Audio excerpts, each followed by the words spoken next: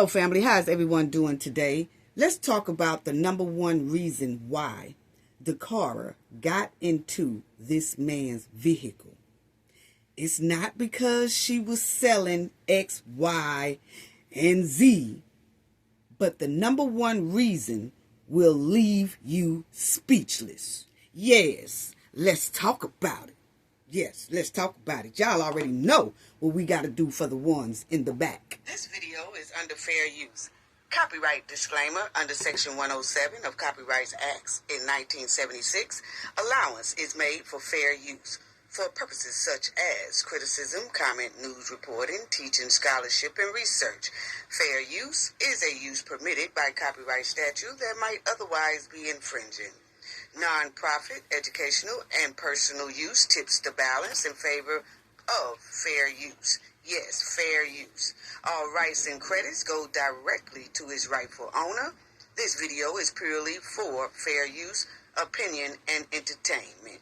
Enjoy. And we also want to add that everything in this video is alleged. Yes. Okay, family. So shout out to everyone. Shout out to the Knowledge family. Thank y'all so much, as always, for all of your support. It's greatly appreciated. Please hit the subscribe button. If you are not a subscriber already, please hit the like button as well. Once again, I would like to say salute and thank you to our moderators, to the chat, to the replay game, to all our subscribers, old and new. Thank you so much for all of y'all support. It's greatly appreciated. Let's talk about it, family. Yeah, let's talk about it. Why did Dacara get into this man's vehicle? The number one reason why she would get in this man's vehicle. Let's talk about it.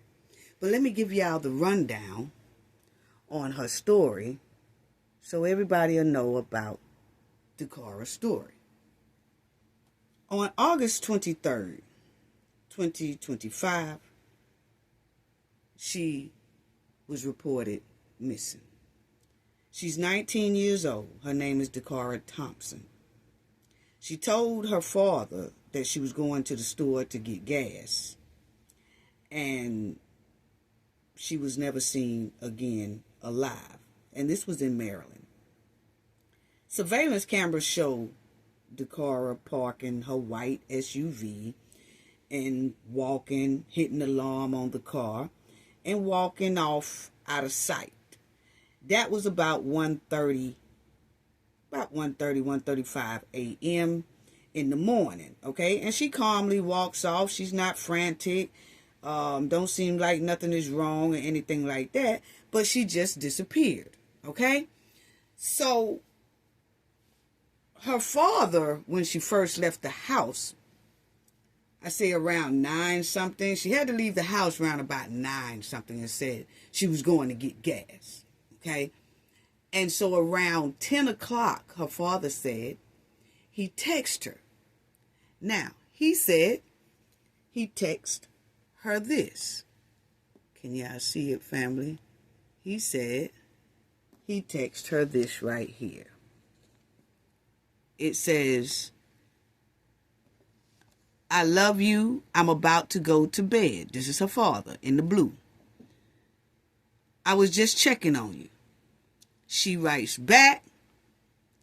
She says, I got gas and I'm out. I should be back soon. I love you too. Good night. Okay. I just have a problem with the should be back soon. Because she said, I should be back soon. Now, this most likely was her texting this. I was trying to see what time did that text come in, but I couldn't really tell what time she wrote that text. Okay, but I would like to know. I was trying to make that out right along in like the time frame that it was done, because if it was around about 10 o'clock or something like that, I would say that was her, because we know she was still alive at that point.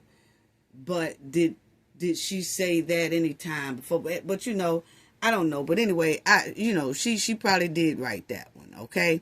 But anyway, it didn't cause him any alarm when she wrote that right there to her father, like, I should be back soon. Me, if my father said, just checking on you and you live with your father, if they write, I'd be like, I got the gas, I'm out. I'll be back home pretty soon, or I'll be back, I'll be back at a certain time or something like that. But she said, I should be back home soon. Instead of saying, I'll be back home. She said, I should be back home soon. I don't know. It's that should that gets me. Normally we say, we out, we getting gas. I'll be back home after a while. You know what I'm saying? I'll be back home. Not I should be back home. Okay? But I don't know what time that came in. And if it came in any time before we seen her get out the car at 1-something a.m., then we know that was her because she was all right at that time. But let's continue on. Okay? So he got that text, and so when she replied that in a text, he was all right at that point. But then she didn't never come home. So he started calling her phone, and he wasn't getting a return phone call, or he wasn't getting a text back from Dacara. So that was kind of alarming for him. So he immediately got alarmed. And so he contacted her mom and authorities and things like that, okay? So, when her phone started then, I guess, going to voicemail, because they were saying it was like deactivated. No more contact. No more text. No more nothing. So her father and mother immediately started doing a search for Dacara. They did their own search because when they called the police, I guess it hadn't been long enough that she's been missing that they can file a missing person report. But they knew something wasn't right because that's not how she rolled. Okay? That's not how the daughter rolled.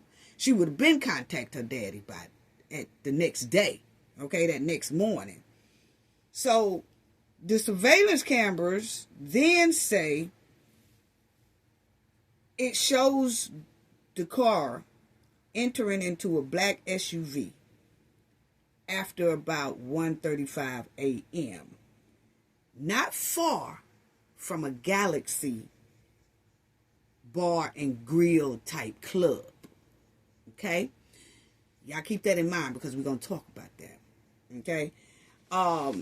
So the mother and the father is out and they looking for it. They making flyers. They doing all that before the police even got involved. They was doing their own investigation, their own search, all that. And the mother also said, this is Dacara, mother and father. And the mother said she staked out. The father finally found the vehicle. And he found the vehicle where she had left it. Because the camera showed her getting out of the vehicle, putting an alarm on the vehicle. So the father found the car as he riding around town, just looking, and he runs into her car. And so the mother said she sat outside that car. She parked near that car for almost 2 days to see if anybody was going to come back to that car. Rather it be Dacara or someone else, and they would know, she was just sitting there waiting on somebody to come to that vehicle. Because then she would know that person is responsible for her daughter's disappearance, or she was waiting on her daughter to return back to that vehicle. But within those 2 days, nothing. So then finally, now they can call the police back and get a missing person report, because it's been long enough by this time. And they get the missing person report, but then the police tell the father, hey, y'all might want to, because Dacara had parked in front of a fire hydrant. And so they said you might want to just move this vehicle, get your vehicle and tow it home, because it's not supposed to be in front of this fire hydrant and it can get towed. So you don't want you to have to pay a towing fee. So just take the vehicle on back home. So the father and the mother said when they looked in the vehicle and everything, her purse was still in there. $60 was still in her purse. But her phone was gone. Her and the phone gone. Now, I'm going to let y'all hear some of the stories and the news stories and things like that that went on. I'm just breaking down a little bit to y'all what went on. Okay? Now, after they put out these alerts and awards and flyers and all that, and the police got involved, she was labeled missing and things like that. The detectives started searching those surveillance cameras. That's when they see Dacara gets into Hugo's car, Hugo Hernandez-Mendez. Okay, they see her get into his car, and a lot of reports say behind the Galaxy by a Family Dollar or a dollar store. Okay, they see her talk to a man in a black Denali, and then they see her talking to him on the outside of the vehicle. Then she gets in the vehicle willingly. Okay, and she's never seen again. So that surveillance camera, detectives studied that, and they saw that that vehicle belongs to Hernandez, because they was able to read the plates on that black Denali. Now, when they went to his house where he resides at, they did a search warrant on the house. They did find a lot of evidence that coincide that Dacara was with him. They also did a ping on her phone. Her phone pinged at the same time as the Denali, going in the same area as the Denali. Her phone and his vehicle was moving at the same time, right by each other and all that. Okay? So when they went into his house with the search warrant, they did find blood inside of one of the bedrooms, which belongs to him, because he was renting a room out with a lot of other relatives he was staying with. So it was some more people staying in that house, his relatives. They rented him a room in that house, okay? And so when they went into that room that he stayed in, they did find evidence of some blood that matches Dacara. They found 2 fingernails in his room on the floor that matches Dacara fingernails. Okay? He's 35 years old. He is in the United States illegally. He's an illegal immigrant. And he was arrested before a while back for DUI. Okay? Why he wasn't apprehended and kept, because he was charged with a DUI. He was an illegal citizen, so he should have been held, but he wasn't. Okay? They also found Social Security cards and all. They found a Social Security card, ID, and all that stuff. So he got driver's license. So he got all this stuff inside of that room, along with a lot of different evidence that Dacara was inside of that room. Her nails had came off. 2 of them had came off.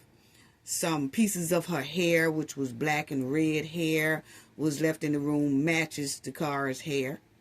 Okay? And the blood in there matches her as well.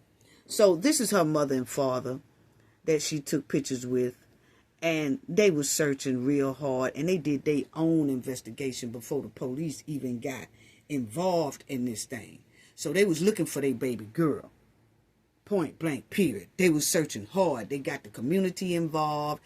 They got also the missing persons involved that deal with black women and stuff that become missing, but then it go under the radar. So these people here pushes the story out to the media and all that stuff, and they did that. Okay, so now let's talk about it. She was 19 years old, family. Let me adjust this a little bit. Okay, she was 19 years old, missing. Maryland 19-year-old girl confirmed deleted, and man charged with her deletion. Okay. Let me get this right here. I'm going to bring it down just a little bit. But as y'all will see, missing Maryland 19-year-old girl, that he's charged with her demise. Now you will also see here that the man is charged. This is him. This is Hugo Hernandez-Mendez. So he is charged with deleting 19-year-old Dacara Thompson. And this is the article. I'm going to let y'all hear a lot of it, but we're going to go through this. And I got to go through this story so that I can let y'all know the number one reason why she got into this man's vehicle. It was not to sell fish, but the reason will shock you and leave you speechless. And then it will also make y'all realize, oh, wow. Oh, wow. You see what I'm saying? So, check it out, family. Y'all will see, it says, Thompson was a graduate at St. Charles High School at Waldorf. She was living with her father and working at a non-profit as part of a service program for recent graduates. Okay, so she had just graduated, family. Okay, as y'all will see here, it says, this is a young woman who dedicated part of her young life to serving others. And I want that to bring home to all of you that this is a good young woman. Okay? So this is the people who run the place saying this about Dacara. Now, check this out. Okay? Dacara Thompson left her father's home in Landrum the night of August 22nd and said she was going to put gas in her car. Her family reported her missing the next day. The car was found August 24th. That's when her father was looking for it, family. He ran into it with her purse inside. Her phone was gone and disabled.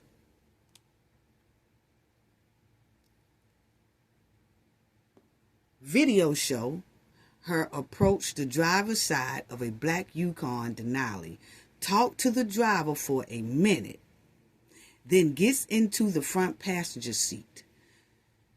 Y'all remember that part. Please remember that part, because it's going to be crucial to the number one reason why she got into that car. And it wasn't for no selling fish. It's my opinion.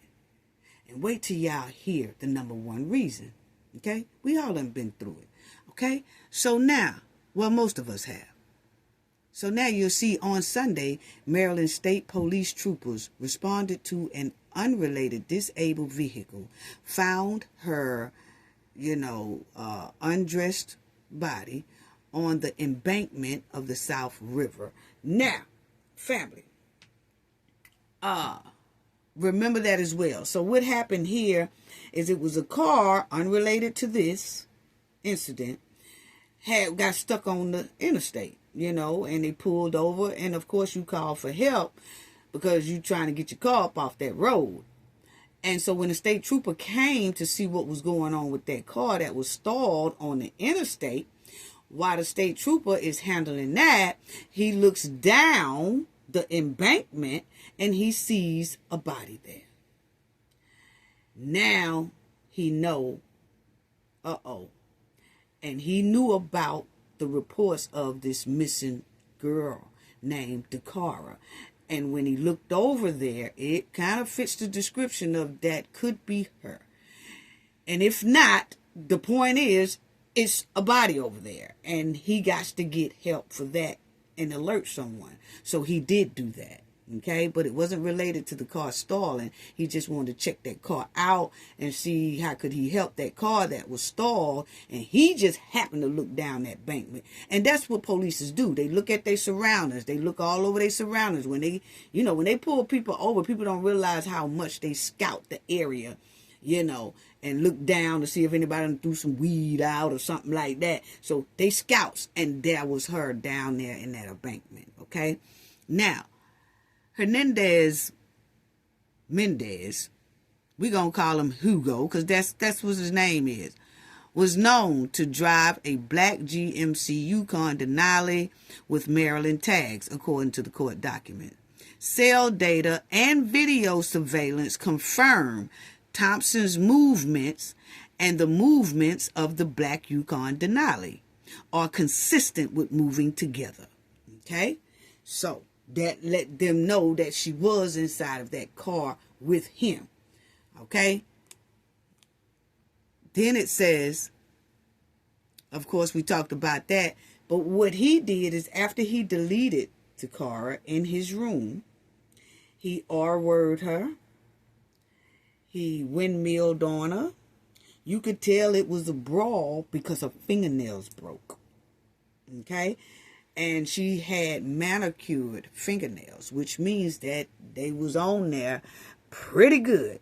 And you got to be going through something for those to break. Y'all remember when Cardi B was on the stand and the first thing she said is, I never got into a confrontation with her. And besides, my fingernails didn't even break. Okay, she said that because usually when you get into a confrontation, a real tough one, your fingernails will break. So in this case, Dacara fingernails broke. So that lets you know that it was some type of struggle. Like she put up some type of fight, okay? But she couldn't manhandle this man, especially the man we saw, okay? She couldn't do it. And she's only 19, he's 35.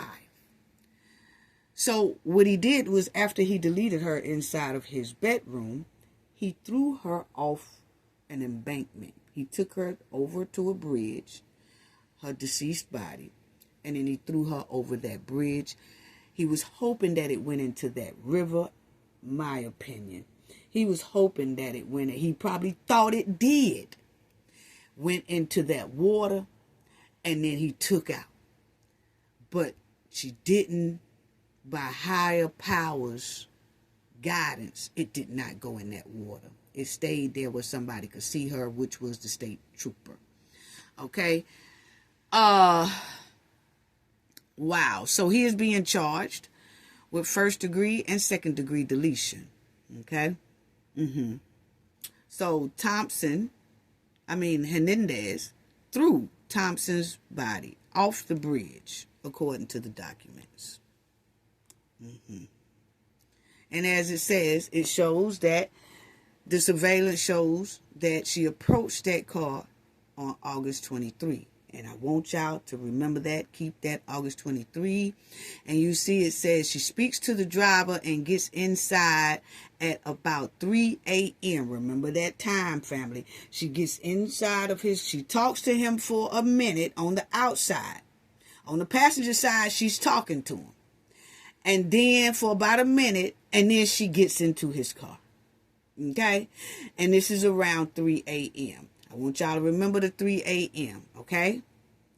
For a reason still under investigation, it appears that Dacara willfully entered a vehicle that he was driving, okay? So she willingly entered into that vehicle. Y'all remember that, okay? Remember that part. Remember the 3 a.m. and about her willingly, getting in there. On August 31st, Maryland State Police discovered a body. So they discovered her. Remind you, he did what he did to her on the 23rd. Okay? It wasn't August 23rd. It wasn't until August 31st that state trooper saw her down there in the embankment. Okay? So it's almost a week later, you know. Okay? And it was identified as her. He has no bond. He is in custody. He has no bond at all. He's being held without bond. Okay? So, let me say this right here. He also works as a lawn care person. That's what they say. He works for a lawn care company. Yes. But check this out, family.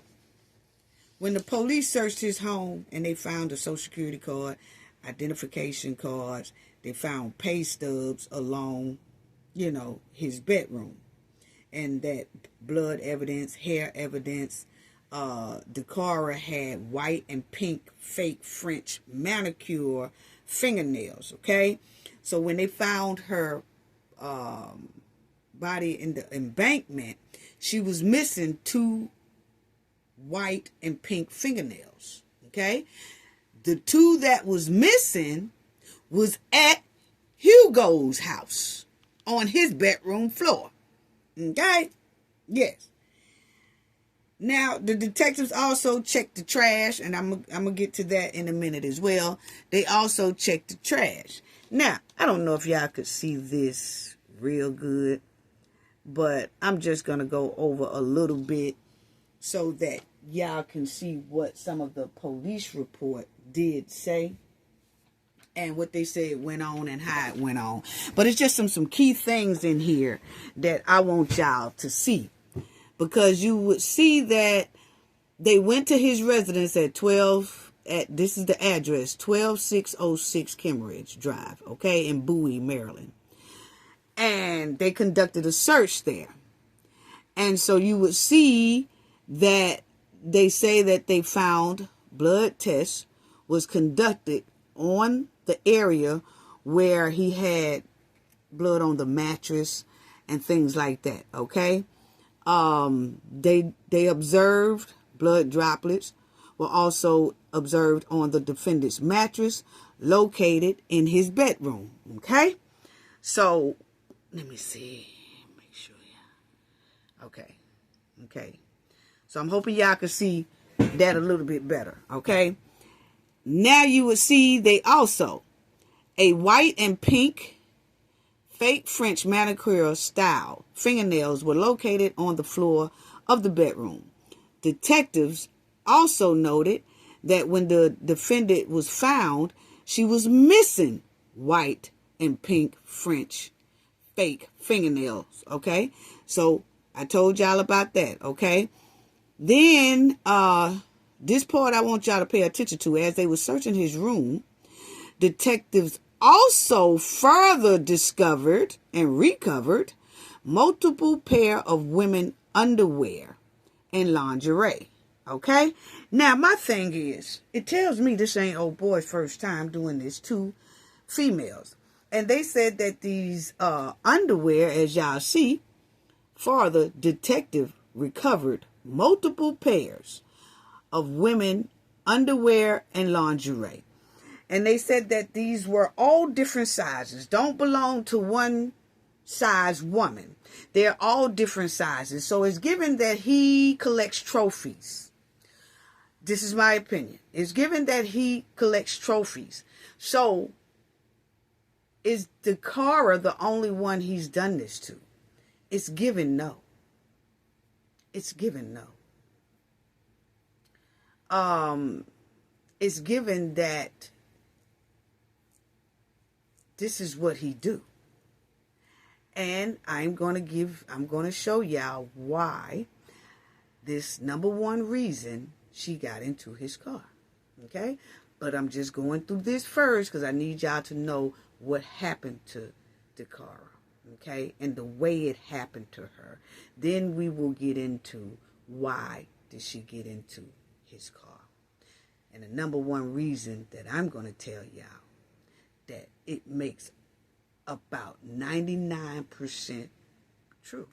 That this is about what happened to her. Okay? So now I'm going to say 99. I'm going to say 98. Okay. Because I'm going to tell y'all while I say that. And some of y'all might agree and some of y'all might not. But check this out. So now also doing the detective search of his house, they went through all the trash bins, okay? And inside those trash bins, they found, as you see here where the pen is at, inside those trash bins, they found a white napkin with suspected bloodstains on it throughout multiple trash bags, okay? Now, they also found multiple black with a red TIG tie or whatever on there, but they also found some hair particles in there that coincides with Dacara's hair. Okay. Then they say here that the defendant knew through multiple surveillance. They seen her through multiple surveillance camera footages. Okay, and her cell location data that the defendant entered a black 2007 GMC Yukon XL Denali. Okay, so we know that. And then her phone was going right where the Denali was going. Okay, all the way to old boy's house until he disabled it. Now, I want y'all to see, it says it coincides with his vehicle movements. It was another thing in here. Okay. Possible thing. Okay, right here. Denali bearing the registration. So when they looked up that vehicle tag, it came back his name, that address, all that stuff. Okay. And so it's saying that she went back to his house. You know, that's where he took her back to his house on August 23rd, 2025, okay? And he took her there around that time of 3-something in the morning, okay? And then after he deleted her, he took her to that bridge and then, dumped her off over the embankment. When the detectives was pressuring him and all that, the defendant advised detectives that he was in possession of that black car, like that night, okay, approximately about 2 a.m. that morning. So he's saying, yeah, I was in my car about 2 a.m. that morning. And he also said that he was getting ready to go to the Galaxy, or he was getting ready to go somewhere in that area to meet his ex-girlfriend. But then he said that he was supposed to meet his ex-girlfriend, but he never did. When detectives questioned further into the investigation, the defendant, Hugo, denied any involvement and asked detective if he can have a lawyer. And that, at that time, that was the end of the interview. Okay. So, like we said, that's the telling about the search warrant. I told y'all about all that right there. Now, when they went to his house, it's about 3 other people, adults, that live there. A couple of them are illegal immigrants. Okay. And they have kids in the house and all that stuff. Well, when the detective went in there to talk to those relatives that live in there with Hugo, this is what they said. They said he do drive that black Yukon Denali or whatever, and then the defendant is the only one who operates it. Okay, that's what they was telling the detective. Said witness 1 advised that its cousin is the defendant, and he has a drinking and drug problem. That's what they say. Detective spoke with witness 2, whose identity is known to the police. They're not releasing it to us, but it's known to the police, okay? Whom advised that his room, Hugo room, is on the right, next to their room, okay? And they said that witness 2 said that on August 23, 2025, they recall hearing the defendant having, bedroom activities around 5 a.m. Hold on, family. I'm thinking y'all can see that. Okay. Now y'all can. But y'all will see that Witness 2 advised on August 23, 2025, it recalled hearing Hugo having bedroom activities around 5 a.m., okay, in the morning. Witness 2 also said that they could hear a grunting noise. Y'all see where my pen at? They said that because they in a bedroom right next to Hugo's bedroom. Okay, and that's where Hugo had Dacara.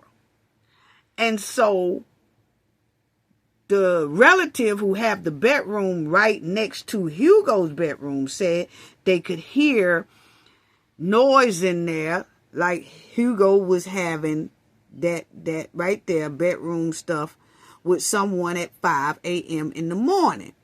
And they said when they was listening that they can hear grunting noises, which made it believe that someone wasn't enjoying the bedroom activity. So which means that Dacara was not feeling what this man here was doing to her.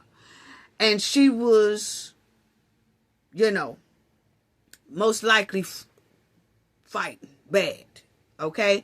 Because they also, one of the news also went over to the woman's house and stuff and talked to the woman. And she said, yeah, that's my cousin, this, that. But she wouldn't show her face. Okay?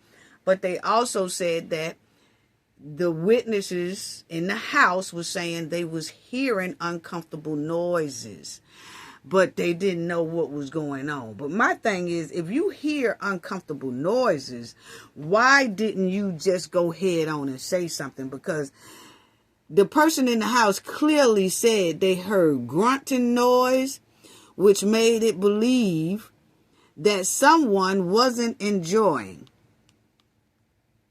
the bedroom activities. Okay, so if they was hearing stuff that someone was not enjoying that type of activity, why didn't they just say something? Well, because see, it was a man. He got a man cousin in that house. He got a female cousin in that house. Okay, the man cousin is a legal immigrant as well, because the police came back and arrested him for being an illegal immigrant. Okay, now did they arrest? They say they arrest him only because, like, he didn't have any association to what Hugo did inside that house, but this other cousin is an illegal immigrant, so they arrested him for that. My thing is, did they arrest him for that, or was that man a part of this here mess? Because if the female is the one that's saying she heard horrible noises coming out of there, that someone wasn't enjoying the bedroom activities. So if they heard all this inside this house, they did not say anything. Why is that? Because everybody in there most likely is illegal. And they didn't want to call the police because then they know that they might risk themselves of going to jail. So what do? They don't say shit. They just let Hugo do what he doing to the female inside of his bedroom, who is Dacara. And they don't say nothing because they don't want to risk the chance of being deported. Because if they call the police, they feel like, shoot, if we call the police and tell it, because see, the female cousin was on the news, not showing her face, was like, I just want to say my regards to the family, and my heart goes out to the family. And she was saying all this in her language, a Spanish Latino language, and the news reporter was just translating it to us. But you could hear how she was talking, that this is how she was saying, like she was really regretful of what went on inside that house while she was in that house. And you can hear her saying, I give all my condolences to the family. My heart goes out to the family. It's my cousin who did it. I'm just so sorry. I have children myself and all that. Well, I can see that, but at the same time is when she heard all this, she didn't say anything because they was afraid to be deported, most likely. Okay? But then now this done came out and they got their doors kicked in anyway because the police knew who drove that Yukon Denali because the surveillance picked it up, the tag up. So when it goes in there, now everybody is saying they regretful. And yeah, we heard some uncomfortable sounds coming from his room. It had to be more than uncomfortable sounds for her fingernails to be on the floor. That means it's a scuffle. That means it's a scuffle in that joint. You know? It was more than I heard grunting and uncomfortable sounds like someone wasn't enjoying it. Now, y'all heard some boom, bang, bang, bang. Knock down drag-outs. But y'all didn't say nothing to the man. Because I'm trying to figure out, is they used to hearing that? Because we clearly seen in this report that it was multiple women underwear and lingerie up in the joint. So he bringing a hell of a lot of women there. Or he's taking women somewhere else doing something to him and bringing the souvenirs back and putting them in his drawer. Whichever or something smells like skunk meat to this finest. It sounds like this is not his first time doing this. And it also sounds like it's not their first time hearing this in Hugo's room. That's what it's giving. So, all right, because I want to hurry up and get down to why she got into this car. But my thing is, even if someone who is illegal immigrant, if they see a crime or they are a victim of a crime, they can report it and they can get something that's called a U visa, meaning that you're then protected. And I'm going to tell y'all something about that too as well right quick.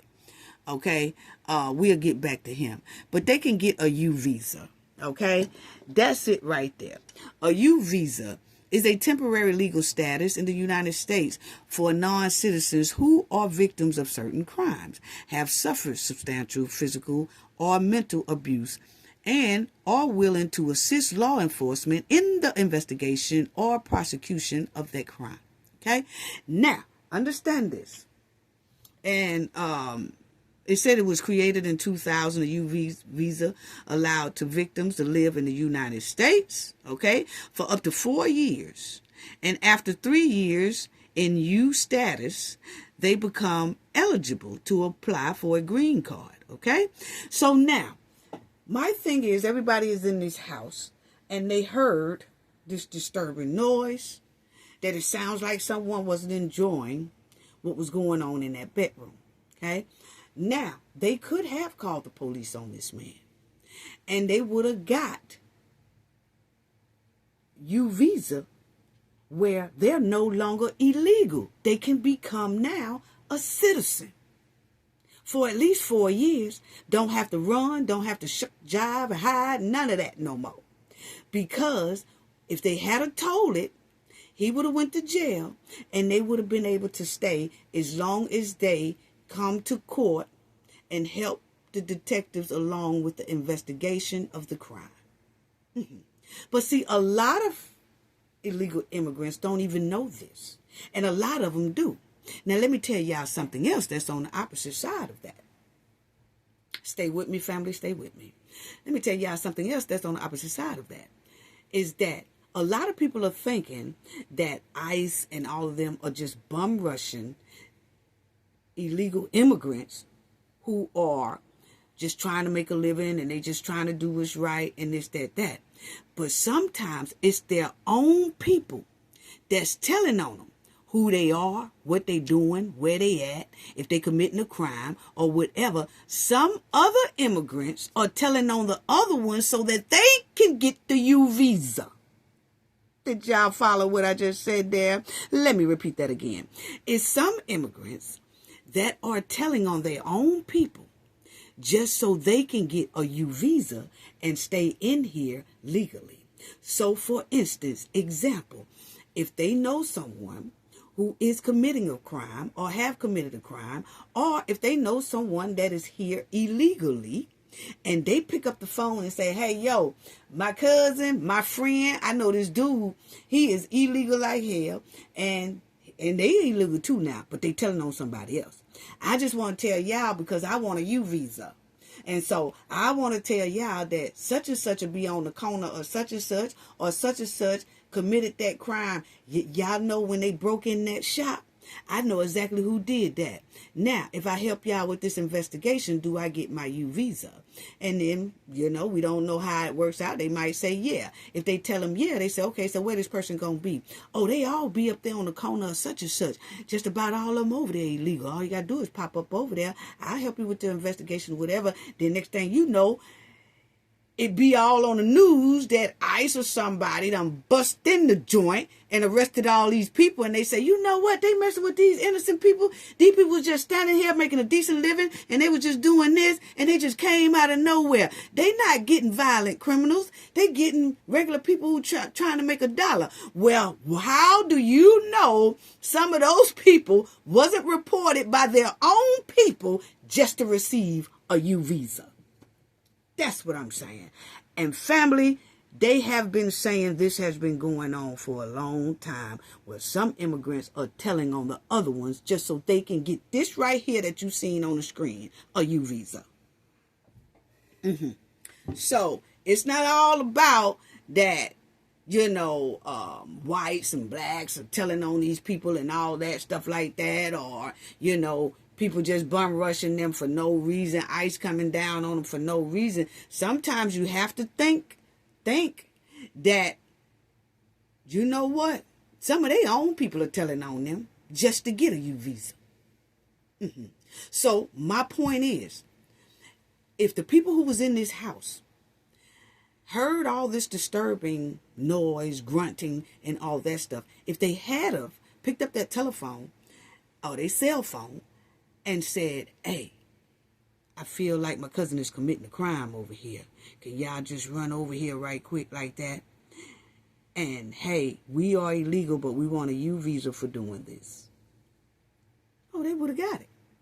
They would have got it. Now, I'm going to tell you, notice how the female cousin was on the news and she was saying they picked up her husband, who is Hugo's cousin, because he's illegal as well. And they picked up Hugo for doing what he did to Dacara. So they done picked up 2 people out of this house already, but they didn't pick her up. You know why? Most likely, my opinion, is because she's going to be a witness against Hugo. Because she is the one that said she heard disturbing noise coming out of that bedroom. So guess what, family? She gets a U visa. She was most likely illegal immigrant, but now she's safe. Because she's going to cooperate when it comes time to this trial. She keeps a U visa for about 4 years. And if she go up there and she cooperate and she be a part of this trial and tell what she heard to the jury and everything in that bedroom, she most likely will become a citizen of the United States. That's all they had to do and see if her husband had reported it when it was going on. Her and her husband, both of them would have had a U visa. But instead, Hugo gets up there, who did it to Dacara. He gets up there on the stand, and he gets up there in the investigation place. He don't tell the truth. He not cooperating. I'm going to meet my ex-girlfriend or whatever. Okay, so then when they pick up his cousin that lives in that same house, because the wife done already said she heard all this stuff. When they go pick up the wife, this chick here husband, then he gets in there and acting like he didn't hear nothing. I don't know what my wife heard, but I didn't hear anything. My cousin was in there with the girl doing that. I didn't hear anything. So, and they most likely knew he was lying because he in the same room as his wife, but he's an illegal immigrant. So now they arrested him for being an illegal immigrant because now he don't want to cooperate, but his wife is. So I broke that down to you. Now, let's go back to this, and then we'll get to that. I want y'all to hear what the detective said He's one of the lead people that works in law enforcement. Let's put it this way. And he said this about what happened to Dacara. And like I said, I have to go through all this, and it will most likely make sense what I'm getting ready to tell y'all. Okay? Check this out. But this is what he said. This is what he was saying. First, I'd like to thank members of the media for showing sensitivity during the reporting of this case. We know there were questions that you had and questions that we couldn't answer due to the investigation being ongoing. On September 5th, detectives from the Prince George's County Police Department's Homicide Division developed probable cause to present charges for the murder of Dacara Thompson. This morning, criminal charges were issued for first-degree and second-degree murder. The facts of the case: 19-year-old Dacara Thompson was last seen on August the 22nd. She was reported missing the very next day. On August the 21st, her family located the vehicle in the area of Jasmine Terrace in Hyattsville, Maryland. On August 31st, what we believe to have been Dakara's body was located by the Maryland State Police Department in the area of eastbound Route 50 at Route 97. On August 23rd, in the area of University Boulevard in Hyattsville, Maryland, a short distance from her vehicle, at approximately 3 a.m., for reasons still under investigation, it appears that Dacara willfully entered a vehicle being driven by Hugo Hernandez-Mendez, 35-year-old male, out of Bowie, Maryland. Through investigative techniques and video review, detectives were able to track the vehicle's movement to an address on Kimber Ridge Drive in Bowie, Maryland. On September 4th, several search warrants were obtained and executed pertaining to this case, which led detectives to obtain enough probable cause to take Hugo Hernandez-Mendez into custody and present him to the court commissioner for the murder of Dacara Thompson. We believe the murder occurred in the home on Cambridge Drive in Hernandez's bedroom. Her body was taken to the location that it was recovered at by Hernandez. At this time, there are no additional suspects. However, this investigation is ongoing. Our thoughts and prayers are with her family during this time. Detectives from the Prince George's County Police Department's Missing Persons Unit were quickly joined by the Prince George's County Police Department Homicide Unit, along with our law enforcement partners from Maryland State Police and the City of Bowie, who worked jointly and tirelessly to determine the facts of this case. Because the pre-existing relationships between our agencies, we are where we are. There's still a lot of investigative work to be done in this case, and we're asking members of the community or anyone that may have information about this case to contact us at 1-866-411-TIPS. Yeah, I heard that number. Case, members at the highest level of our law enforcement agencies were kept abreast of every development, and cooperative decisions were made jointly. I have no words to express my appreciation for the superintendent of the Maryland State Police. So, y'all hear that right there. So that's what happened to baby girl Dacara Thompson. And that's what this dumpster trash did to her. Now, why did she get in his car?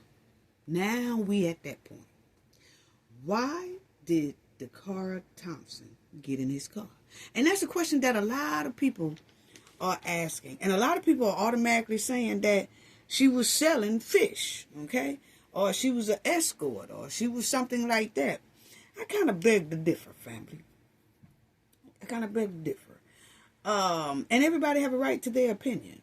But as we looked, me and my team, into Dakara's so-called past, looking at her graduation, looking at her playing basketball, looking at her being with this non-profit organization and working there is also part of the governor's program. So the governor knows this here, young lady, because that's his program, that he have a lot of kids that graduates. When they first graduate, they do a lot of nonprofit thing and help other people. Okay? So she is known for helping others. It's a lot of us who help others. As we do here on the Cafe of Knowledge, we try to help others as best way as we can. Okay, so she has that type of heart that she helps others and do things like that, okay? When you have where you are working in nonprofit organizations and you are helping people, which we do every day, off of this YouTube thing, this is what we do, my business do. You tend to have a soft heart, a caring heart, because you're caring for others and you want to help others succeed and, try to build something. So that's what Dacara did. Okay, so as we looked at all that,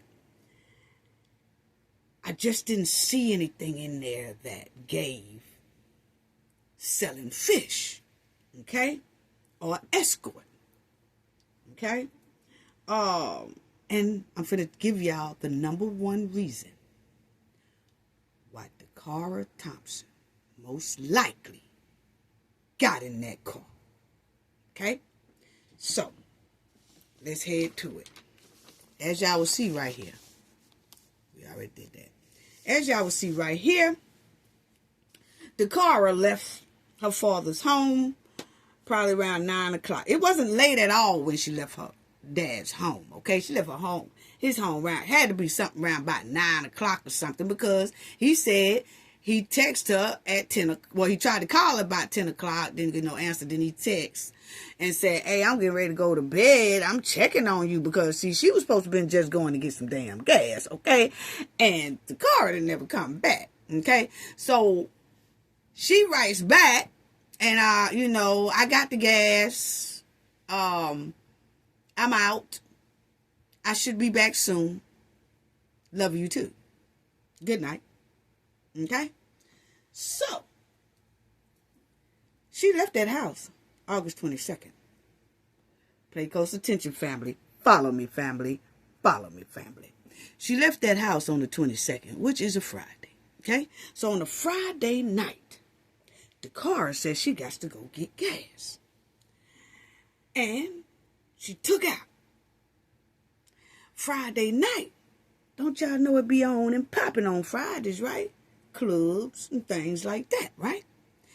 Okay, so I said, why the car, okay, the 22nd was on a Friday when she left her dad's house. Now, check this out. So she left the house Friday around 9 something at night. And then we see her at 1:35 that morning, which is now Saturday, the 23rd. But it's like 1:35 in the morning. She done parked by a fire hydrant and jumped out and went to walking. Okay? What was in that area at that time of night? Because we looked. And I noticed that the news kept saying she was talking to a man in a black SUV behind Galaxy at a Family Dollar parking lot or store, right? This is what they were saying, okay? That Dacara was talking to a man in the parking lot, in the Family Dollar's parking lot, not too far from the Galaxy Bar and Grill nightclub. Okay?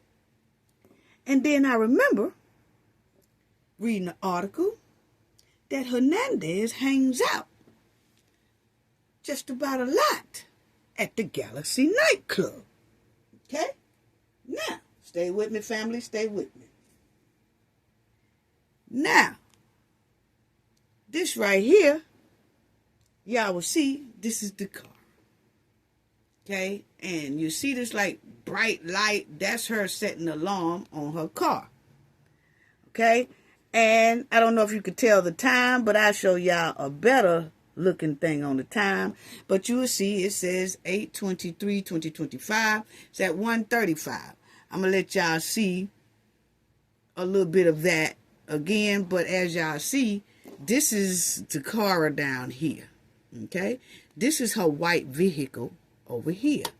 Okay, I don't know if y'all can see it, but the car is parked in front of a fire hydrant, which is a no-no. Now, from my understanding, her family said that the car had just got her license not too long ago, so she done learned how to drive or whatever, but she parked at that fire hydrant, most likely because you could see other cars on that block, that block was packed. Okay, so she most likely had been riding around for a minute trying to find a parking spot. Now, when Dacara left that house at around 9 o'clock or something like that, left her dad to tell her she gonna get some gas, okay? What happened between that time up until this 1:35 y'all see up there on the screen? Y'all see it says 1 in the morning, 1:35:57, okay? It's on a Saturday, because now it's Saturday. She left the house Friday night, but she wound up hanging out till 1 something in the morning, which made it Saturday, okay? Now, what she did between 9 o'clock to 1:30 in the morning, have no idea. Did she go see a homegirl and say, hey, let's go out, let's have some fun, and the homegirl probably changed her mind, or she thought some other people was going to ride out with her, but they didn't ride out with her, so she decided to ride by herself, okay, down in a district where it's on and popping at, and where there is a nightclub at, okay? Now, because she's by herself. Now, check this out. We don't know what happened between 9 a.m. till we see her here at 1:30 a.m., but we do know she's all right, because she gets out the car and she walking all right. Okay? Now, that's her again. Right here. And you'll see this is her car. You'll see another car behind her car. Then you'll see another car behind that car. And we was checking it out, because we noticed that block was thick with cars, which meaning that when you go into a nightclub area, it's normally packed. Now, I'm going to tell y'all, we go downtown and we say, hey, let's go downtown on a Friday, Saturday, sometime on Thursday. It's hard to find a parking spot, especially when you get there at this time of night right here, 1:30. It's hard to find a parking spot, because everybody's still partying. So the only parking spot that was left was by a fire hydrant. And she took that chance. But it's given that Dacara wanted to go downtown where they was partying at, or wherever this place is, Galaxy. Now, they say you got to be 21 to get in. She's only 19. But what do a lot of teenagers at 19 and 20 do when they can't get in the club? Hang out in the parking lot, or just walk around and see who all out there, see if they know anybody, things like this. Now, they say this Galaxy place caters to Latinos, okay? Which shows why Hugo was down in that area, okay? Now, as you see, she paused the car by herself. She walks by herself. Most likely walked a pretty good little distance, 2-3 blocks. We have walked 4 blocks just to get to the club, because we couldn't find no parking spots. How many of y'all have done that? Say it in the chat. That, yeah, if you go about anytime after 12 o'clock to a party spot, man, it's going to be hard as hell to find a parking spot. So, it's given that's what she did. And she parked by a fire hydrant thinking, okay, 1:30 something in the morning, they ain't going to tow my car. So, I'm going to go ahead on. Now, she didn't tell her father, this is what is given to me. She didn't tell her father that she really wanted to go to the club, or she wanted to hang out at that club. You see what I'm saying? Because she's not old enough. He would have said, no, you ain't old enough to go down there. But see, she just wanted to go down there, probably just hang. If she just hang out in the parking lot. Is it any surveillance cameras showing that she was anywhere around that parking lot? Not go in, because you definitely have to be 21 to get in that club. Okay? Now, that's her again, in the circle. Okay? That's her again, in the circle. She was walking just fine till she got out of sight. Now, check this out, because Galaxy, that club over there, they just started on Friday nights catering to hip-hop, Afrobeats, Caribbean people. Okay?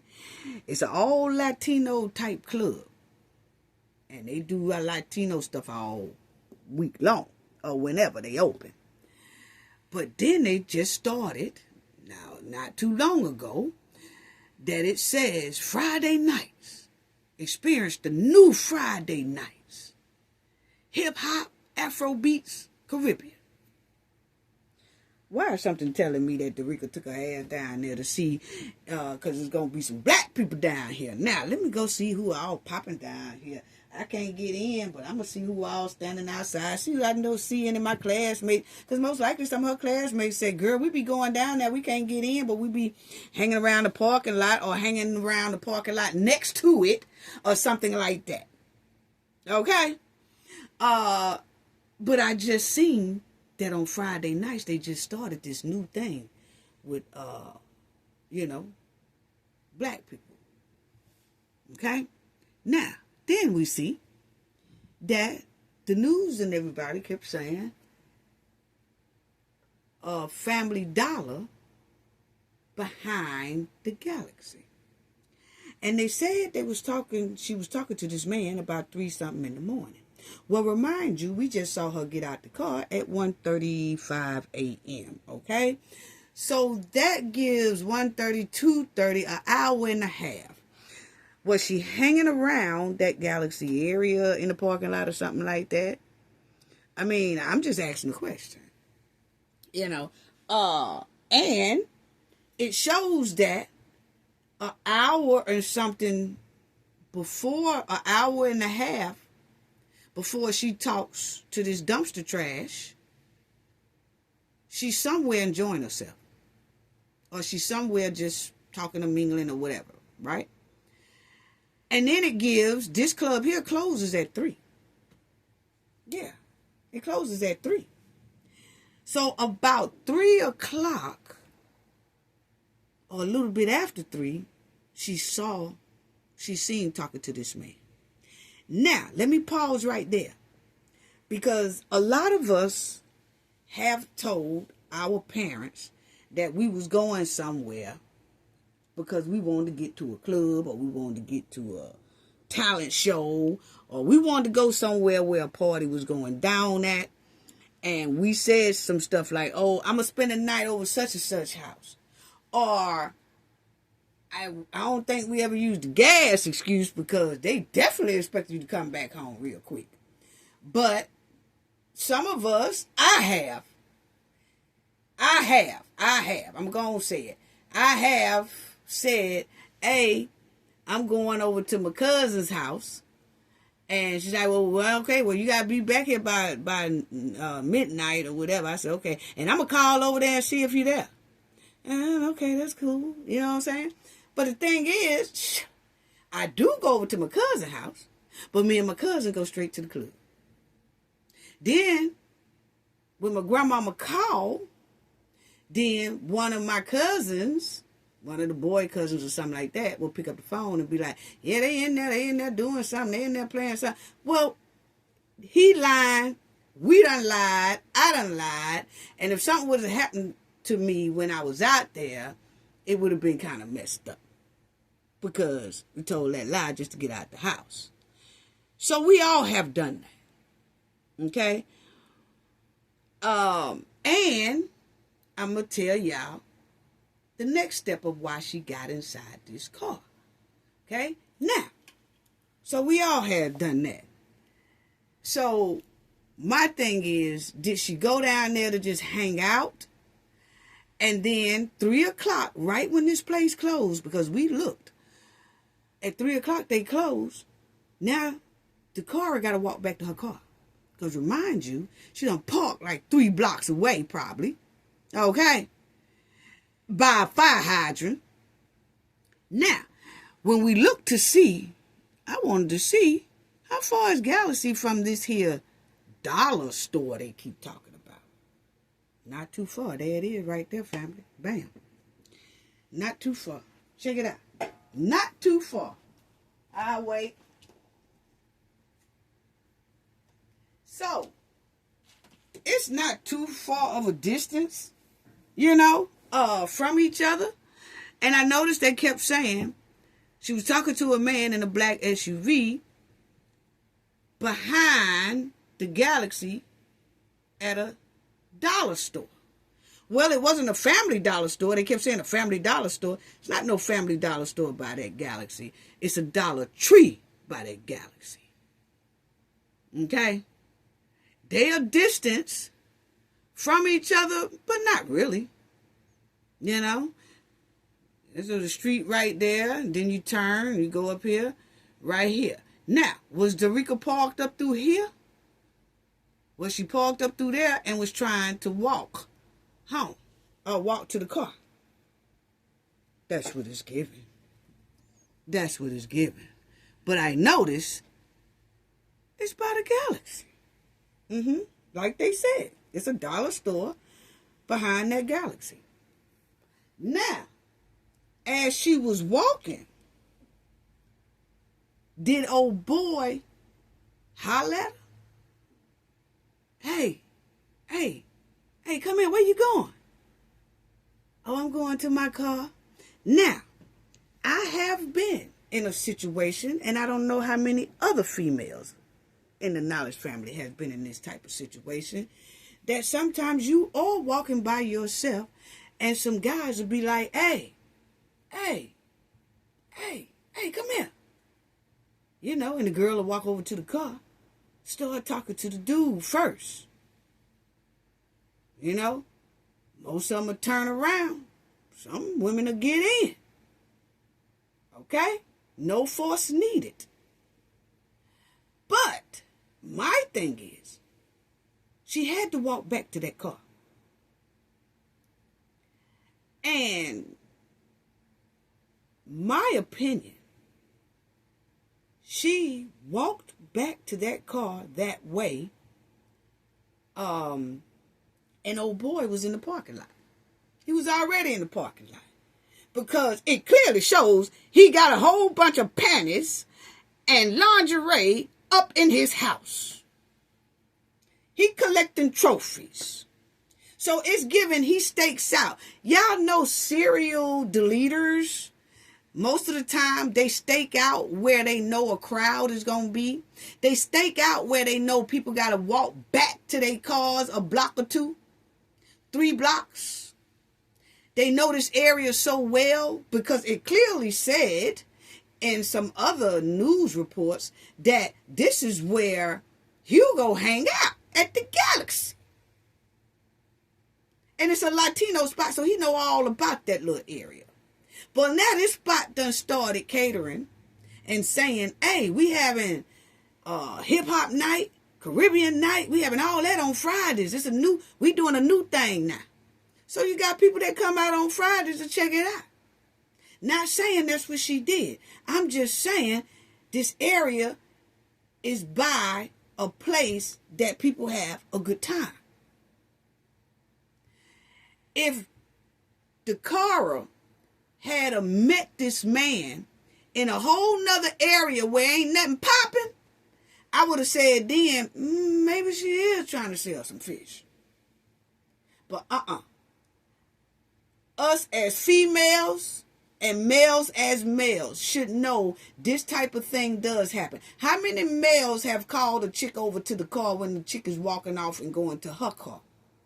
How many times has a female been stopped going to her, as she going to her car, a dude say, hey, come here for a minute. and you walk your ass over there. And you talk to him through the passenger side or the driver's side. And then, what's the first thing that come out some people's mouth when they trying to get you in the car or want you to sit next to them? Oh, I don't bite. You can come and sit right next to me. I don't bite. What you acting like I bite? I don't bite. You can get on in. I don't bite. Mm-hmm. You know where you going? Hey. You know, hey, chick, where you going? Oh, I'm going back to my car. Oh, well, where you parked at? Way down there. I couldn't find no parking spot or nothing, so I had to park way down there, about 2-3 blocks down, but I'm good. Oh, no, you ain't got to walk, baby. I could take you to your car. You know, get on in. I'll take you to your car. You ain't got to worry about that. I can take you to your car. You don't need to be walking at this time of night by yourself. You walked all the way over here by yourself? Yeah. I'll take you to your car. Get in. I'll take you to your car. And she gets in with no force. It happens so much. I have had guys to say the exact same thing to me. And if I'd have got in that car and a surveillance camera catch me, well, you know, I'm older, so back then we didn't have surveillance cameras all over the joint, okay? If something would have happened, we just would have been doomed, because we didn't have them type of surveillance cameras all over the joint like they got now, all over the streets, highways, and byways. But we would have been doomed, because nobody wouldn't even knew. And say if we had surveillance camera at that time, and then when they say, you know, get in the car, I'll take you to your car. And I get in that car, and people see me get in that car with no force, all of a sudden I'm selling punani. And if you're paying attention to this right here, you know, they said her phone was going towards his house. They really didn't have to go to his house and do Hank Paint when the damn Quality Inn is right there. So that lets you know that most likely wasn't what it was about. He got her in there, and all of a sudden them child locks started. Clack, clack, clack, clack, clack, clack, clack, clack, clack, clack. And she locked in that joint. She ain't taking you to go get your car. He taking you to try to R-word you. Mm-hmm. She was doomed then. She was doomed. You know? That's how I see it. That's how I see it. You know? And kids don't... If her father had said, and she said, I'm going down there to the Galaxy. Girl, you ain't old enough to go to no Galaxy, girl. You better get in there and lay down. You know? So she snuck out and told him she was getting some gas. Which was a no-no. But she did it. So we just have to talk to our youngsters. You know what I'm saying? And let them know that they could talk to us. But I'm going to tell you right now, it's given he done this a hell of a lot of times. You know? And he deserved life. He deserved life. He deserved life. He deserved life. Now, y'all think about what I said, and y'all tell me, do that make sense? Because I'm going to tell you, I've had that happen. But luckily, my mom and my grandmom and my grandfather has always told, and my father has always told me, don't you ever,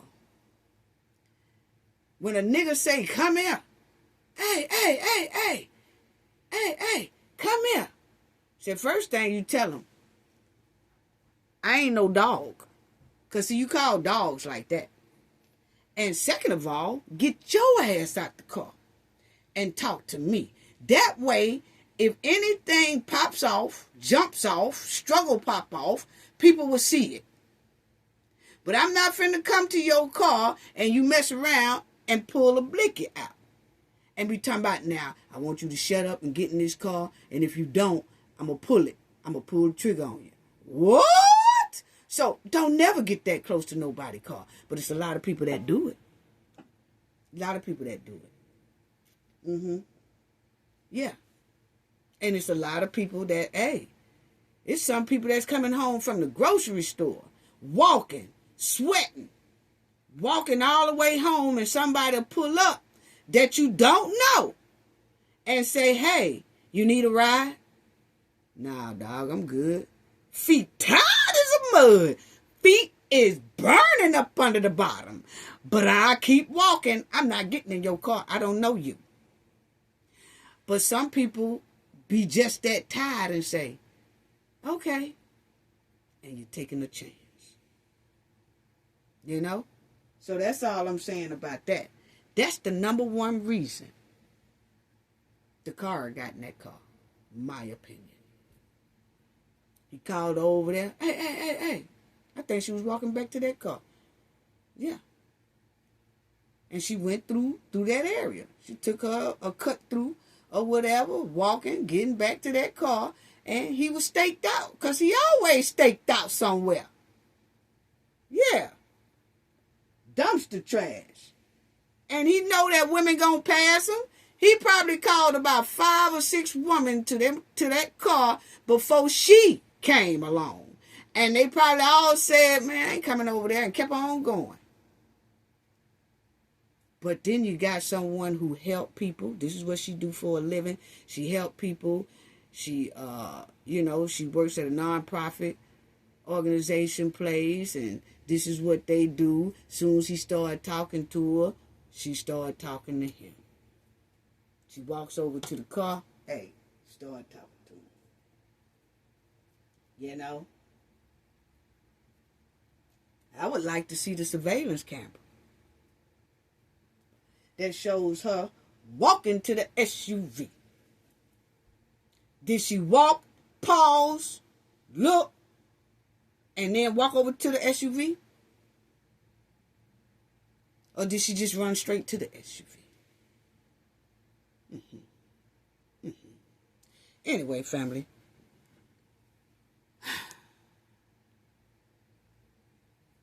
That's baby girl. Rest in peace to her. Condolences to her family. I know they got to be some type of hard. You know, I know it got to be some type of hard. You know, to deal with something like that.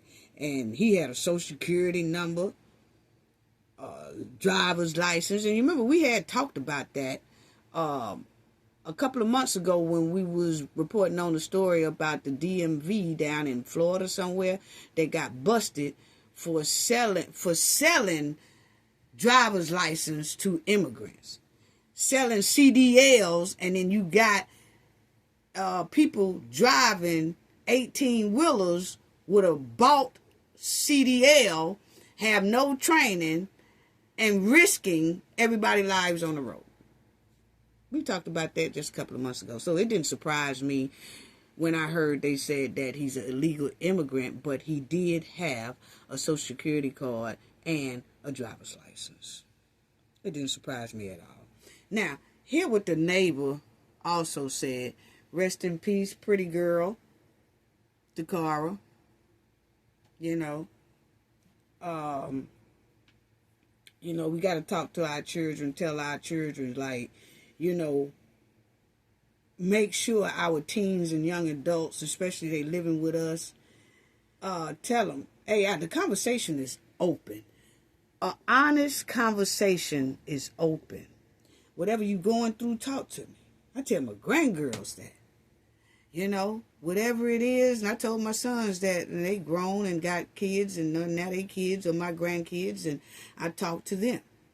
And I tell them, hey, you ain't got to lie to me, just let me know.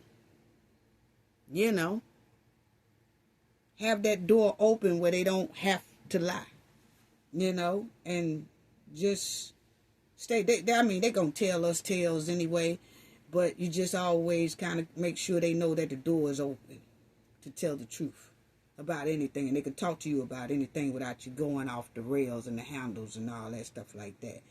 Just find out what's going on in their life, because what's going on in their life affects our life as a situation such as this. And so we need to talk to them and make sure that they really clearly understand that. You know what I'm saying? But family, you need to tell your family that, you know, women and men calling you to their car, that's a no-no. No. Make their ass get out the car and talk to you. No, I'm not getting in your car. I'm not going to do it. You know? No. It's just not going to happen. Now, listen to the witness that stays next door to Hugo. And he said that next day, he saw Hugo ass out there burning trash in the yard. So most likely Hugo was burning evidence. Yes. But first, before we get to that, I want y'all to hear what they said in that report that I was reading to y'all. I want y'all to listen to what they were saying. Court documents say that what happened to Dacara Thompson after she got into a car in this parking lot is both deeply disturbing and very sad. Court documents say surveillance camera video captured 19-year-old Dacara Thompson as she parked her Ford Edge SUV and made her way on foot to this parking lot behind a Family Dollar store on University Boulevard in the Langley Park area. It was 3 a.m., almost 5 hours after she'd left her father's Lanham home, saying she was going to get gas in her car. Court documents say video shows she approached the driver's side of a black Yukon Denali, talks to the driver for a minute, then gets into the front passenger seat. Worried family members report her missing. They find her car, but not her phone. They search relentlessly, but do not find Dacara. On August 31st, Maryland State Police troopers responding for an unrelated disabled vehicle found her nude body on an embankment of the South River in Annapolis. On September 4th, 35-year-old Hugo Hernandez-Mendez of Bowie was arrested and charged with Dakara's murder. He was known to drive a black Yukon Denali XL with Maryland tags. According to court documents, cell data and video surveillance confirm the movements of Thompson and the movements of that black GMC Yukon Denali are consistent with moving together. Hernandez-Mendez was arrested near a home on Cambridge Drive in Bowie, where he rented a room. Police believe Dacara Thompson was killed there. Detectives stated a roommate told them he heard the defendant in his room the morning of the 23rd having sex with a woman who, quote, did not seem to be having a good time. Now, y'all hear that? Was not having a good time. That's called the R word. That's called asif behavior. They heard it, but didn't say nothing.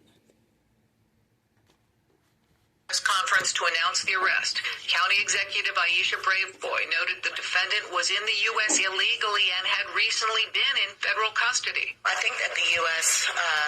Government has made status of individuals relevant. This was someone who was in their custody, and they made the decision to release him. News 4 has learned Hernandez-Mendez was arrested April 25th by U.S. Park Police, stopped on the BW Parkway near Annapolis Road for a DUI. But the federal government released him till trial. The U.S. Attorney for Maryland would not comment. ICE released a statement saying the defendant was put under an immigration detainer yesterday. Hernandez-Mendez has a court hearing scheduled for Monday in Hyattsville. Jackie. Okay, so he had his court hearing on Monday. That was this here past Monday. And they still said no bond, so he'll be in there until his trial. He ain't getting out. Not at all. Now, listen to what the neighbor who stayed next to Hugo said Hugo was out there burning evidence, basically. I've lived next door to these people for years. This is the first time I'm speaking publicly about this. Like I said, I live directly next door. I was 40 feet away from where the attack happened. The smell, it's different. It's not brush smell.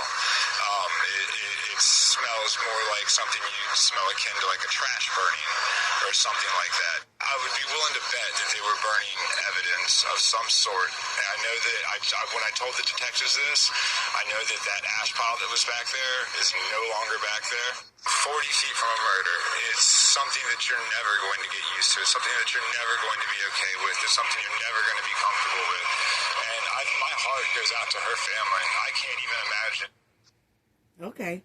So he said that he got up and like the next day after Hugo dumped Dacara off that bridge, he goes back to the house and he just started burning stuff. And that neighbor there said it real weird because they don't burn nothing over there like that. And he said it didn't even smell like no brush type fire. It was heavy. So, they said that baby girl was over in that thing, over that bridge, with nothing on. So most likely he was burning all her clothes and stuff. That's what it's giving. But he did say that the detective grabbed all that stuff after he told him, hey, he was burning some stuff over there. And when the detectives went over there, even though it was burnt up debris, they still collected, he said, the neighbor said, the detectives still collected all that burnt up debris for evidence. They're going to try to find or try to salvage or whatever they can or piece out whatever they can, okay? They got a lot of forensics, things, how they can map things out there, okay? And this is her mother. And her mother made a statement the other day, about 2 days ago, and this is what her mother said about Dacara and to the public. He had just turned 19 years old prior to this unfortunate circumstance.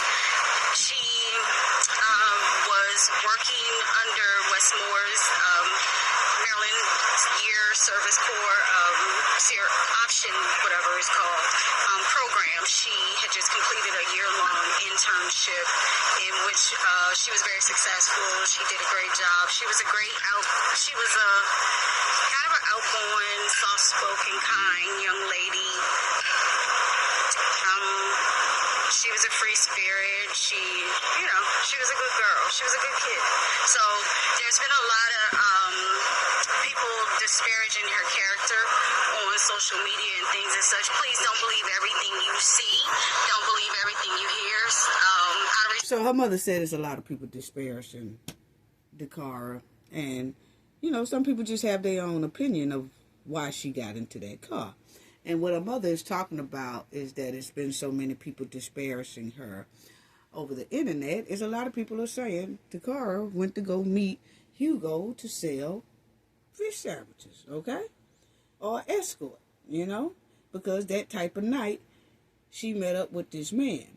But then again, you have to realize that's why I wanted to know what was the area.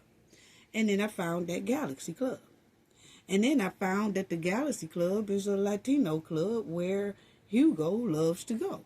Then I finds out that this club here just started catering to hip-hop, Caribbean, Afrobeats, which would draw our youngsters out there. Even though she wasn't able and old enough to get into that club, some of them do stand on the outside of the area. Even if they're not standing on the outside of that club, they'll stand around in certain areas around that area just to see the people that's pulling up, parking, waving, talking, shooting the bobo and things like that. Now, have anybody said that they seen Dacara out there that night chilling and mingling or whatever like that? No, nobody has said that. But we clearly saw her go by herself, and she was in that area. And my thing is, if she was going to meet him, why not park her car right there by his ass? They clearly was in a whole nother parking lot. It was a Dollar Tree parking lot. So she could have easily parked her car in Dollar Tree parking lot and jumped out her car and got in his car. I don't think that was her plan. Her plan was to go see what's popping down there where everybody's supposed to be at. The word on the streets is they popping down there. Let me go check it out. Let me see who I can meet or whatever. You know? But think about it. She didn't have to park her car at a fire hydrant and then walk to meet this nigga. And, well, he's not that. To meet this illegal immigrant. And then, and that's another thing. Let me say that. Because I heard somebody say in my last video, because I was talking about how ICE was jumping and popping out on folks all over these here U.S. streets, okay? And then somebody came in my comment section talking about, for you to say, well, I'm just reporting the news. This sounds like you are anti-immigrant, okay? I gives not one damn what you think about me, okay? Let's first get that straight out, or whoever you are. That's why I hear it up and push delete, because what you ain't gonna do is call me anti-nothing, because I'm talking about what's going on in the news. Now, check this out, okay? You old backyard Barbie, whoever you are, I know you ain't part of the knowledge family. You got to be new. You got to be new. Over here, talking about Cafe is anti-anything, okay? Now, let me say this to you, backyard Barbie.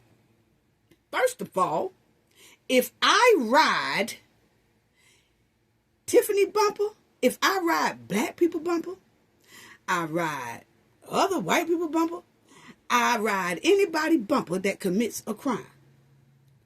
I ride anybody's bumper that they talking about crime. I don't care who they are. I ride their bumper. So what make you think if I ride a black person's bumper, I ain't gonna ride no illegal immigrant bumper? Okay? No, I don't do exceptions to the rules over here. So that's how come I knew you had to be new. Okay? I ride bumpers. I don't care whose it is. Okay? But it's all right for me to talk about Tiffany all day. It's all right for me to talk about anybody else all day. But when you talk about another ethnic group, see, when I'm talking about black people, ooh, kiki, ha, ha, ha, ha, ha, ha, ha, it's funny. But then when I start riding somebody else's bumper as in another ethnic group, all of a sudden, Cafe is anti. If you don't go lay down and shut up talking to me. Now, let me continue on. Anyway, family, I had to tell that backyard Barbie something. Because my team didn't see it. Usually my team will see stuff and I don't get to see it. And they go ahead and delete it because we don't like disrespect. YouTube says in there that don't be disrespectful. Now, I would have left the comment up there if they hadn't said anti. Now, you're not going to call me no names like that. And it doesn't fit me. Okay? Now, if you said, you know what, you act like a... Now, I probably would erase that too. But now, if you come with some knowledge, you know, like, hey, I understand what you're saying, but you should look at this point as well. You know, I get what you're saying, but this my point of view. It's all good. You got to be in the comment section with knowledge around this joint. The channel clearly says Cafe of Knowledge. Anyway, let me get back to my point. So, family, she didn't have to walk 8 blocks to meet this man with the car. The car being at a Dollar General would have been a perfect excuse to, if her dad did see the car there, I'd be like, oh, she was at Dollar Tree. If the car break down, oh, I came to Dollar Tree, but then the car broke down.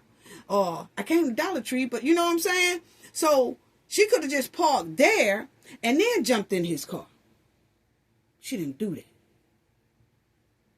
So it's suspect. Yes. Yes. A lot of people skipping right over there. Why she got to walk 5-6 blocks just to go meet somebody when she could just drive her car where he at? Especially if they was already planning to meet up. That means she already know where he at, right? So we should just drive over there and park her shit and jump in his. It didn't happen like that. He lured her in there. That's what he did. Anyway, So her mama said a lot of people are disparaging her, and she's not really feeling that. Let me hear it again. There's been a lot of people disparaging her character on social media and things and such. Please don't believe everything you see. Don't believe everything you hear. Out of respect for the family and us grieving, please, approach everything with grace. We would appreciate. So she said, out of the respect for the family, please approach everything with grace. She would respectfully appreciate that. Okay, so rest in peace, baby girl. That's her. Rest in peace. We hope he get life. Stay up under the jail. And anybody else who doing these type of crimes need to go up under the jail. Yes. That's the rules. And you get your bumper rolled. Yes. Now, let me say this right quick about Kentrell. Kentrell has been suspended from the HUD program. Okay, that's the Housing Authority program. They have suspended her and Vappy off the housing board. Okay, and she appointed Vappy to the housing board when they was dealing and willing together and all that stuff. But now HUD has come out and said that they have suspended the both of them, and they can't be overseeing nothing about HUD program at all in New Orleans. They can't be dealing with their funds. They can't be dealing with their grants. They can't be dealing with nothing. They said they are now suspended. Okay, so as y'all will see, HUD, okay, bans Mayor Kentrell, former bodyguard, from signing federal contracts. So it's no more. She can't do that. As you see, it bans them from their board duties of the Housing Authority. So HUD bans Mayor Kentrell, former bodyguard. And so their contracts, they said they can't sign no more federal contracts. HUD says Mayor Kentrell and ex-boyfriend Jeffrey Vappy cannot deal with that stuff anymore. Point blank, period. The secretary of HUD's program, the Housing and Urban Development, the secretary, his name is Turner. He said that the suspension is necessary after Kentrell's indictment. Okay? His name is Scott Turner. He is the secretary for HUD.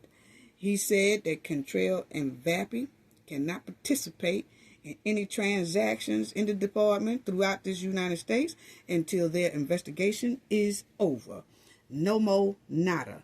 Okay? So, as y'all see, that's just what they say. They sent the HUD program, sent Kentrell and Vappy a letter notifying them that notifies you of your immediate suspension from participating in it. Okay? So, she can't do that. And it's a lot of people in New Orleans, city officials, saying they don't know how this is going to impact their city because, she's supposed to be handling that and being over that. So, that's just a big mess, but that's what HUD said. And the Secretary of State, Turner, says former NOPD officer Jeffrey Vappy is also suspended, okay, due to his role on the board of the Housing Authority of the City of New Orleans. Turner says it's allowed to do, and that they cannot, they cannot do nothing that's pertaining to HUD, point blank, period.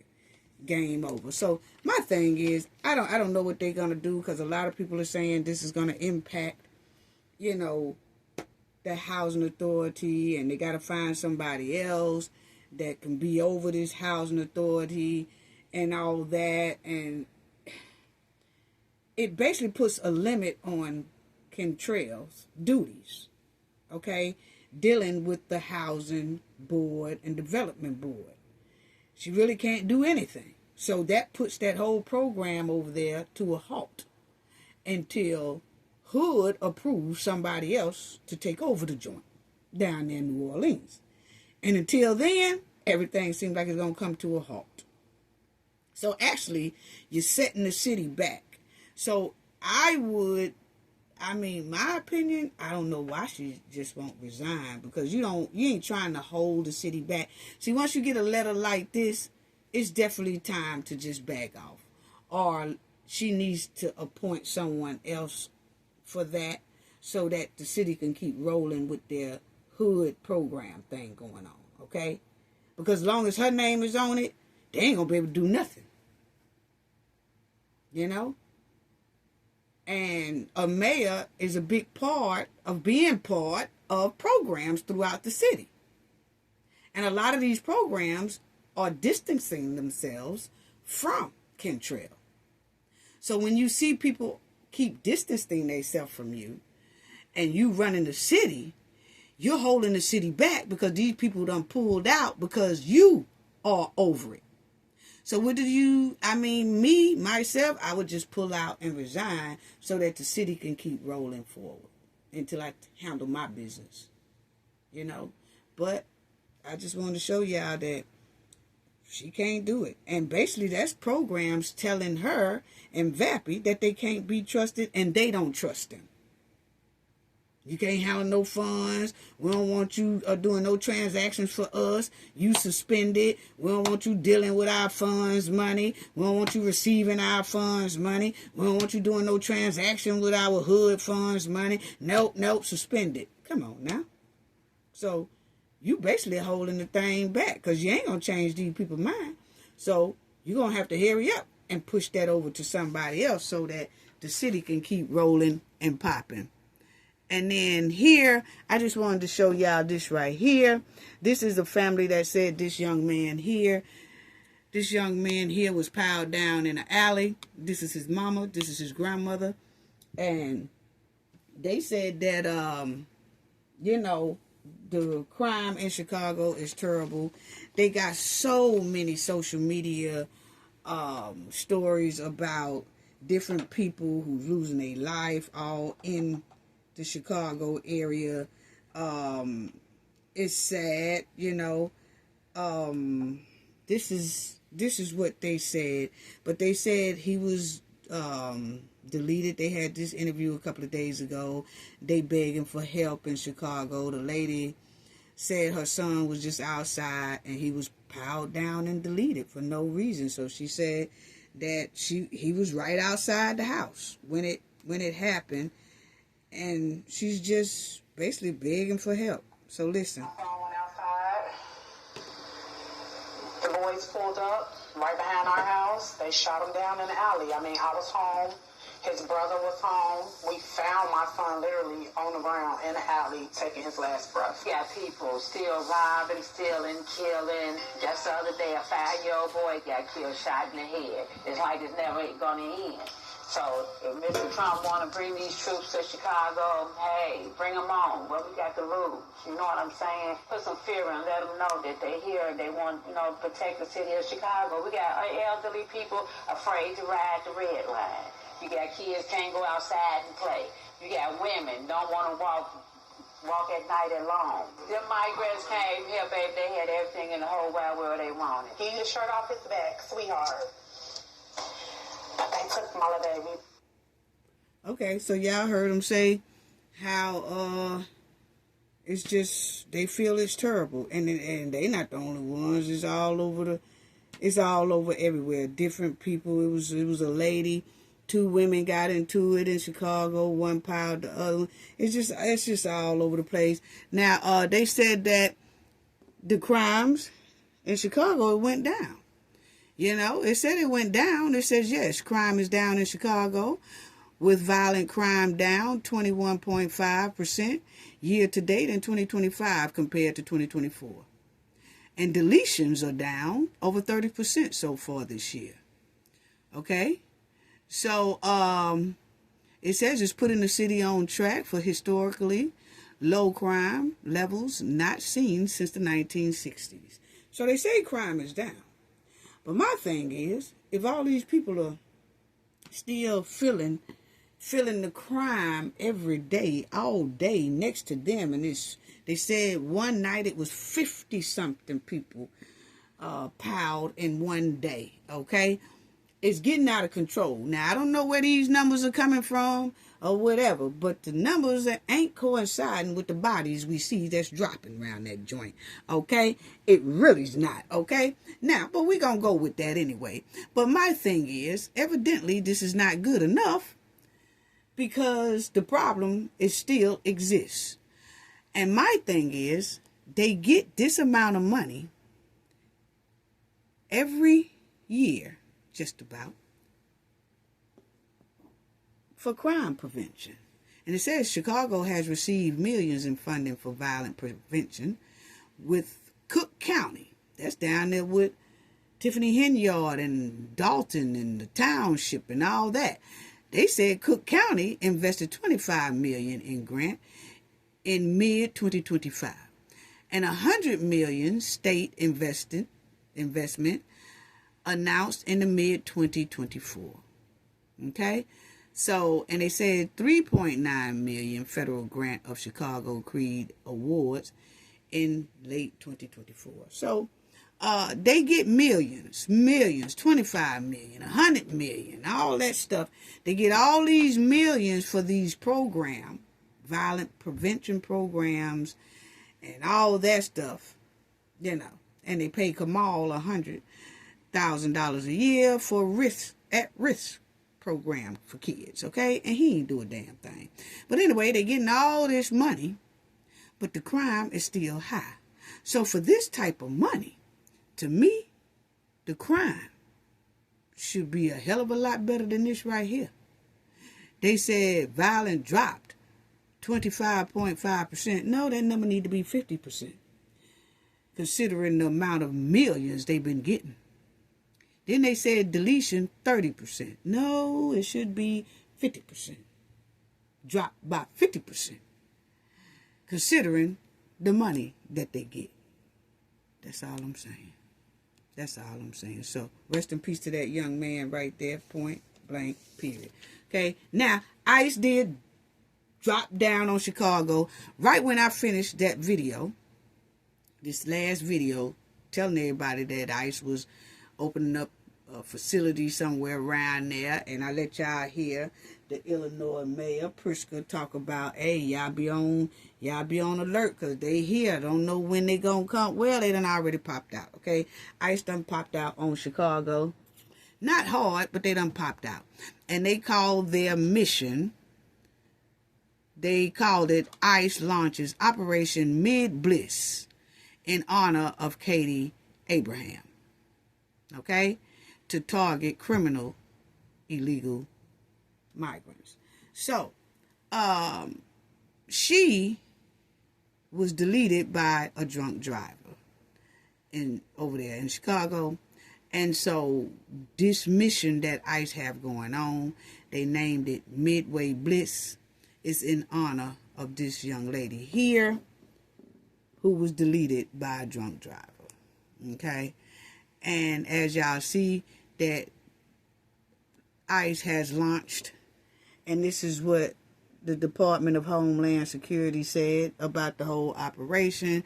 But they said that the governor and the mayor of Chicago and all that stuff, and they said the governor of Illinois has released gang members, all words, kidnappers, D-traffic, and all that on the Chicago streets, putting American lives at risk and making Chicago a magnet for criminals. So that's what they say, and that's why they say ICE is there. And so ICE has started detaining people over there in the Chicago area, as y'all will see. They did this just the other day. They was over there on this street right here, popping out on folks, okay? So that's what they was doing. Now, let me tell y'all about Keffe D, and then I'm going to close out. Keffe D, Tupac deletion, his suspect, Keffe D, is sentenced over the jail fight. So he got a sentence for fighting in jail, okay? He's old, but he was already sitting in there waiting on Tupac's trial to come up because they say that he was a part of Tupac's deletion. Okay, so Keffe D was in there for that. And then he got into a jail fight, and now they have put 16 to 40 month sentence on him. So he is in there now. He's sentenced instead of he was just waiting on the trial. He hadn't had a sentence yet because the trial didn't come up for Tupac. But now he got a sentence before his trial even started. So they're saying that he have to do at least 16 to 40 months. So as y'all see, that Keffe D had been sentenced for his role in a jailhouse fight. Okay. Wow. So it says right here that Keffe D was sentenced to between 16 and 40 months behind bars over the fight, which occurred while he was awaiting trial for the deletion of the rap legend. And as y'all see right here, Keffe D said, hey, this is what Keffe D said. He said, look, that man attacked me, okay? And he said I was attacked, and it was wrong. I know not to, fight in jail. That guy was messing with me, okay?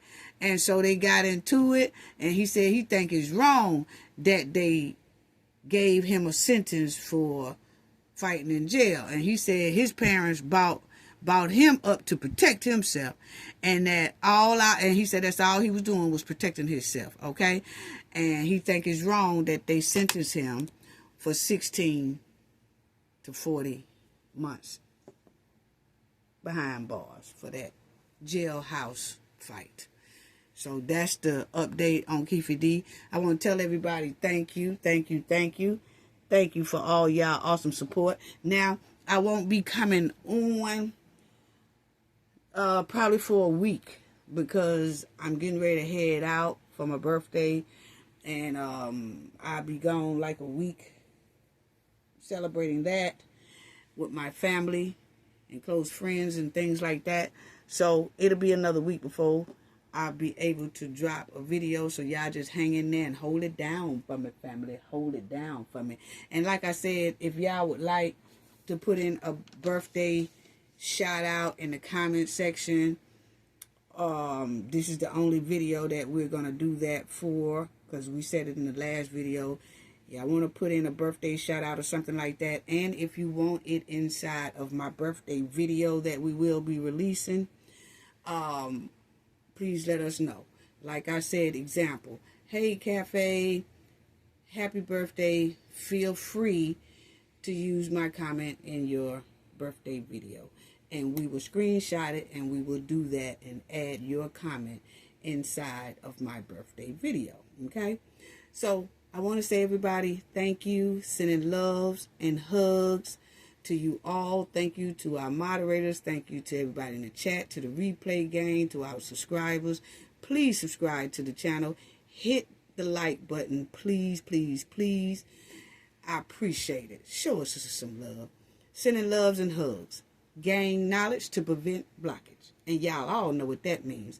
The more you know, the harder it is for anybody to block y'all from your goals and success. Bye-bye.